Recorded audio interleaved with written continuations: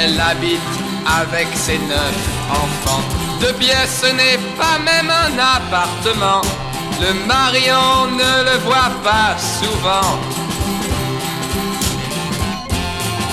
Et pourtant, on leur a appris à fonder une famille. Faire autrement leur serait difficile. Au mariage, c'était le seul but dans la vie. Et pourtant,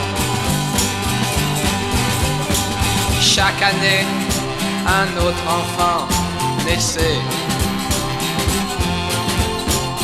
Comment aurait-il pu l'éviter? Il y a 365 nuits dans une année. Et pourtant, l'aîné aura peut-être quelques instructions. Pour les autres, il n'en est pas question. Manger, ça ne leur arrive pas souvent. Et pourtant, il y a longtemps que leur taudis est glacé. Assise folle, elle s'est mise à penser. Elle n'en peut plus, ça ne peut plus durer.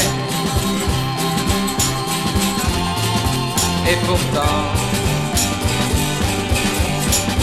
dans un coin, il y a un fourneau. L'évier est mort, on leur a coupé l'eau. Elle s'approche du feu, la folie sur la peau. Et pourtant, il suffit de tourner un robinet. Sa main tremble, les enfants dorment à côté.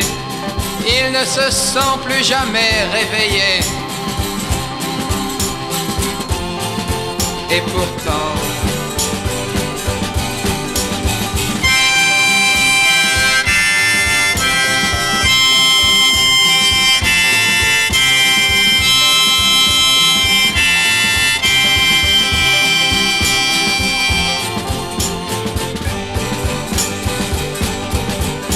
on aurait dû penser, pourtant,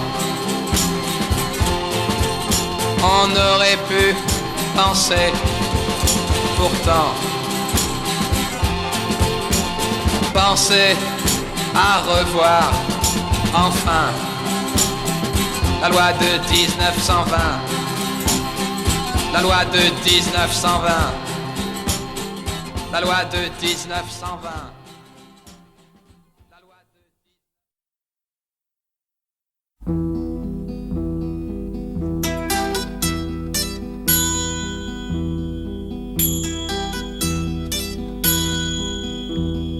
Un jour, l'habitude a été trop. Tu as posé ton fardeau et sans regret, tu as dit à bientôt. La route s'est ouverte à tes pas. Tu sais que là-bas, tout un monde n'attend que toi. Parfois tu imagines un repas de roi,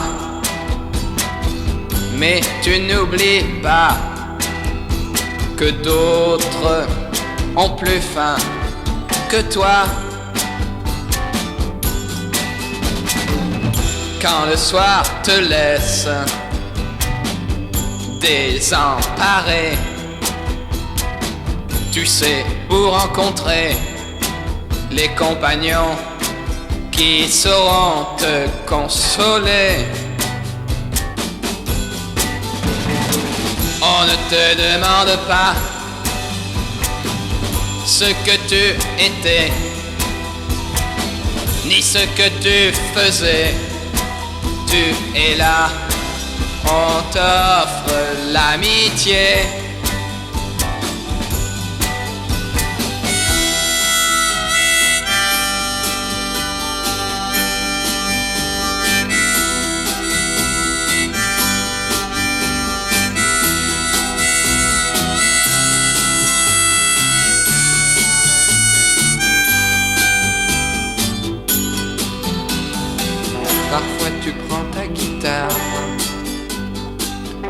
tu joues les chansons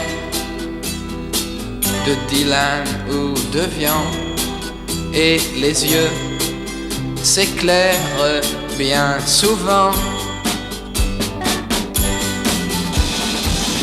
Et puis soudain tu trembles,